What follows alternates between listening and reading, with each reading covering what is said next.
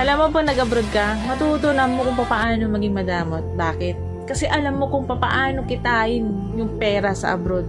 Dito rin nagbabago ang ugali ng isang tao. Bakit? Dahil sa mga taong nakakasalamuhan nila na hindi nila kaugali. Dahil sa mga taong nakakasalamuhan nila na iba't iba ang pag-uugali. Karamihan sa mga tao sa Pilipinas at hindi naging OFW kailanman, hinuhusgahan nila yung mga tao na naging OFW na kesyo mayaman na kesyo nasa ibang bansa na kesyo nakahawak na ng pera, na kesyo gumaan ng buhay, lumaki ng bahay, mayabang na.